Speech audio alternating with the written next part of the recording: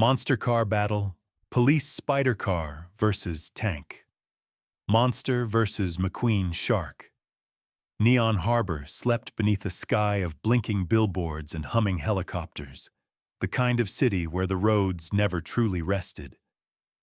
Down at Pier 7, a patrol cruiser rolled past warehouse doors and puddles glowing pink from reflected ads.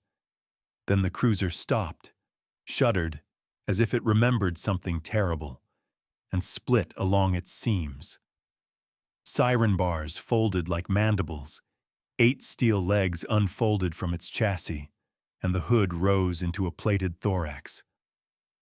The police spider car clicked onto the asphalt, red and blue eyes flashing, taser web lines spooling from launchers hidden where headlights should have been. From the inland highway came a different thunder. A convoy escorting a prototype supertank never reached the testing grounds. Cameras caught the moment the machine woke up. The cannon yawned like a mouth. Exhaust vents glowed infernal orange, and the tread housings locked into a stance like a predatory beast. It rolled off the trailer by itself, crushing the guardrail as if it were paper. The tank monster greeted the city with a bass note growl and pointed its furnace cannon toward the waterfront.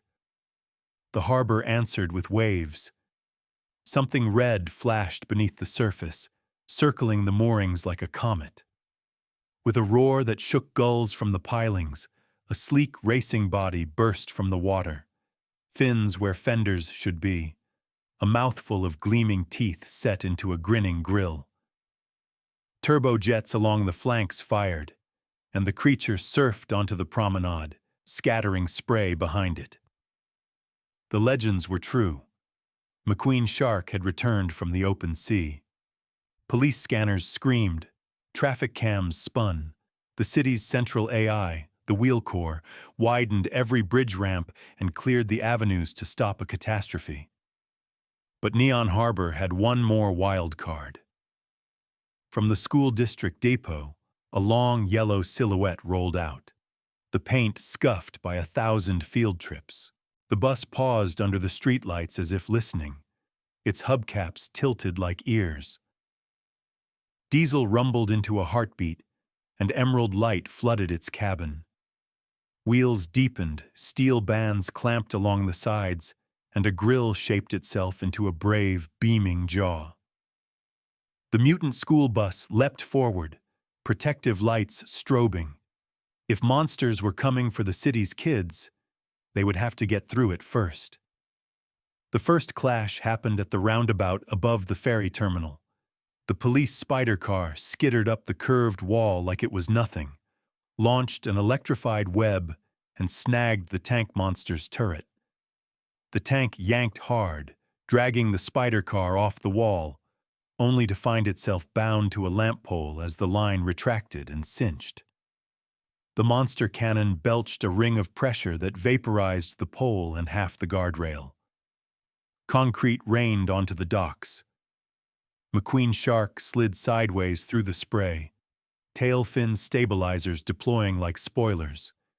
He snapped at the cannon and missed by centimeters. Teeth met steel, sparks sung across the night. "Nice lamp," his engine purred, half laugh, half challenge. The tank rumbled in answer and lunged. Everyone felt the tremor before they heard the rumble.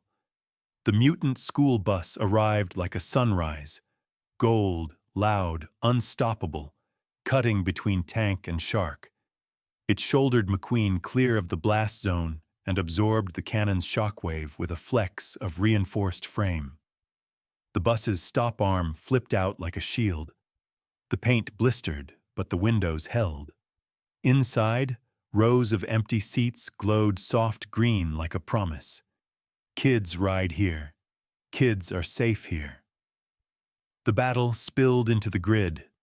Siren webs crackled from rooftops, stitching barricades between streets. The tank monster bulldozed through a construction site and armed itself with a carousel of scavenged tools, jackhammer tail, forklift tusks, a bulldozer blade strapped like a chest plate.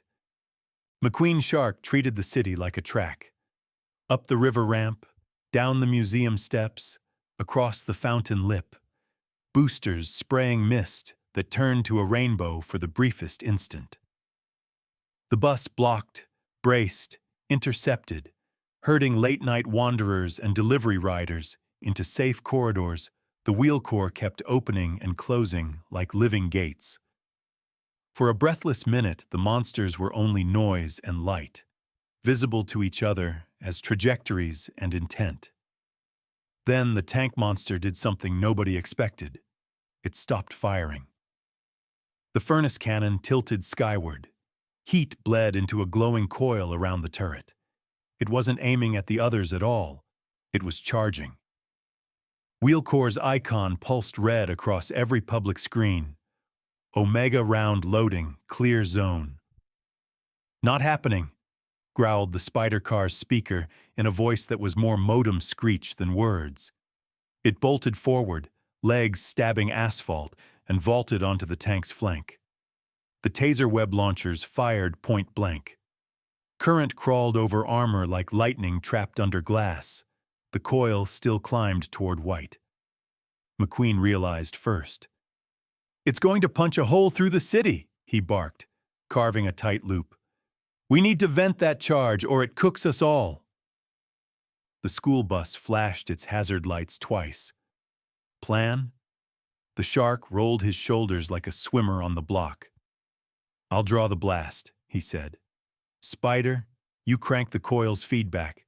Bus, open a corridor to the river." The bus thundered ahead, folding street signs down, slamming hydrants to make a water lane, tilting parked cars out of the path with careful nudges.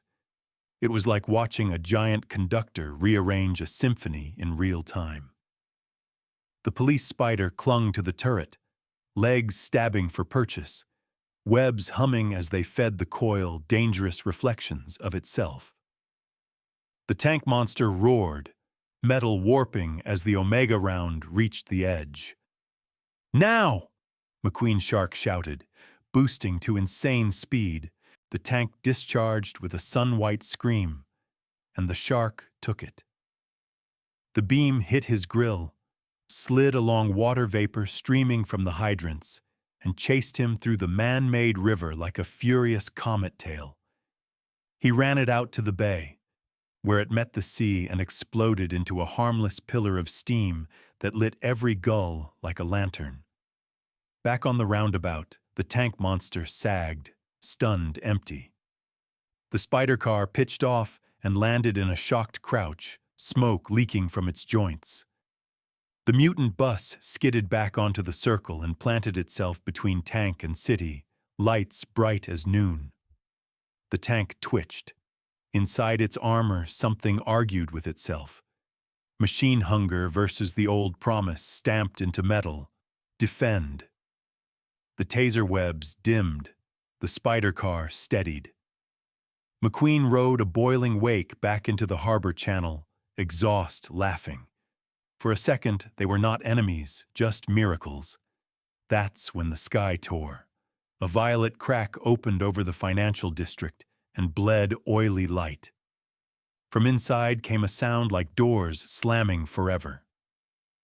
Wheelcore yelled in every language, "Gravity fracture, all units to wheel." The monsters looked up together. Whatever they had been fighting about didn't matter if the sky itself was falling. Without a word, they rolled as one. Shark, spider, tank, and bus, an unthinkable convoy. At the spinning wheel, the plaza throbbed with power. The fracture's pull bent the lampposts inward. Benches slid across the stones. A delivery drone spun helpless circles, beeping. The bus swung around it, scooped it gently into an open window, and set it down by a planter like a rescued chick.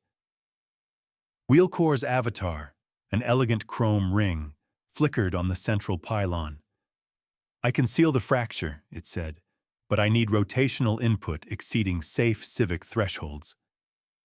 "In other words," McQueen translated, "spin the city like a top."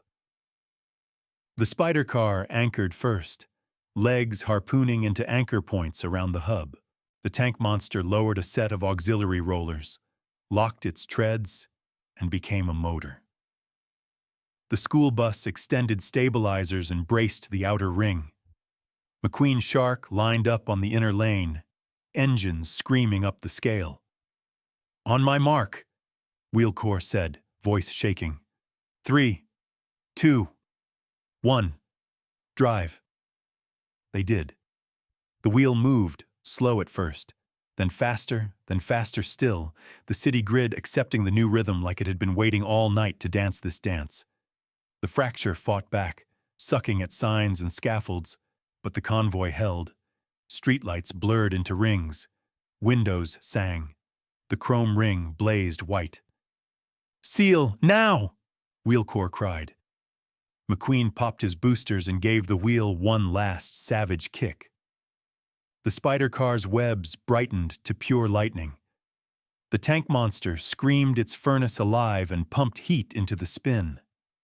The bus braced, frame humming, every seatbelt inside drawn tight by unseen hands, as if 100 invisible kids needed them.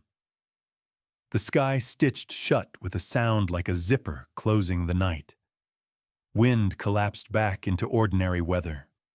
The wheel coasted down through wobble to stillness. For a long moment, nobody moved. Then Neon Harbor exhaled. Sirens drooped into tired chuckles. Floodlights cooled. The delivery drone beeped a shy thank you from the planter. The tank monster retracted its cannon coil, metal settling with a sheepish groan. The spider car patted its flank with a leg. McQueen nudged the bus's bumper. The bus flashed its amber lights in a proud, modest rhythm. Kids safe. City safe. Good job, team. "You going to eat anyone tomorrow?" McQueen asked the tank. The big machine rumbled, embarrassed. A welding arm clanked into place where a claw had been a moment before. "Repair," it said in a gravelly synth. "Not ruin." The police spider car crawled up the station facade and perched on the roofline, watching dawn bleed into the harbor like blue paint into water. The tank monster rumbled toward the industrial district to volunteer for the hardest work. McQueen Shark skated down the ferry ramp and slid into the bay with a splash and a wink. The mutant school bus rolled to a stop beside an early line of kids rubbing sleep from their eyes. "Morning," a little girl chirped, climbing the steps like this was any other Tuesday. The bus's doors folded in a smile.